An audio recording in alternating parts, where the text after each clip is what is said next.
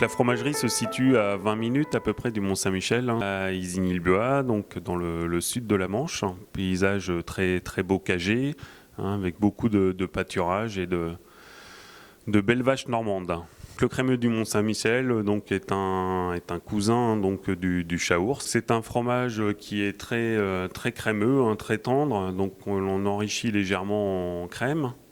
Et le pourcentage est à peu près de 25% de matière grasse. C'est un fromage qui est légèrement fleuri. J'achète le lait à un éleveur donc, qui se situe à 7 km à peu près de la fromagerie. L'un de mes premiers clients donc, était la mère Poulard au Mont-Saint-Michel. Et c'est de cette façon qu'on a décidé de donner le nom de crémeux du Mont-Saint-Michel à ce fromage. Derrière nous, vous avez les crémeux du Mont-Saint-Michel qui sont moulés ce matin, donc en égouttage.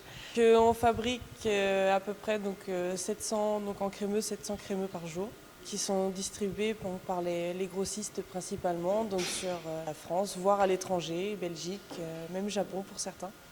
Je suis originaire de Picardie, donc j'ai découvert la fabrication du fromage en rencontrant mon mari. La journée commence vers 8h du matin à peu près, donc on démarre avec le moulage. Le salage on procède par un salage manuel, un dosage pour que le sel soit bien réparti donc uniformément sur tout le fromage, pour permettre au pénicillium de fleurir correctement sur toute la surface.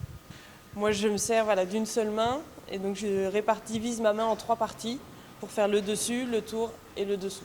La dégustation du crémeux, ça dépend vraiment des goûts des personnes. Il y a des gens qui l'aiment tout frais, quand il commence tout juste à fleurir et tout frais. Ou alors, pour les personnes qui aiment bien les fromages qui ont plus de caractère, on a 2 types d'affinage. Donc soit le faire partir vraiment en crème. Donc lorsqu'il est bien affiné en crème, très affiné c'est des fois un peu moins présentable. Mais personnellement, moi c'est comme ça que je le préfère. Ou alors le faire plutôt sécher, donc un petit peu comme les crottins de chèvre ou autres, le faire partir plus en fromage sec. Le crémeux, c'est une grande partie de notre fabrication. Maintenant, on essaye quand même on a 3 autres fromages qu'on cherche à développer quand même.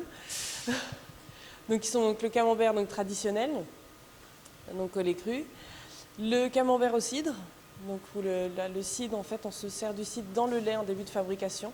Donc c'est vraiment dès le début de la fabrication où on décide que c'est un camembert au cidre. Ça le parfume légèrement, après ça dépend vraiment en fonction des palais.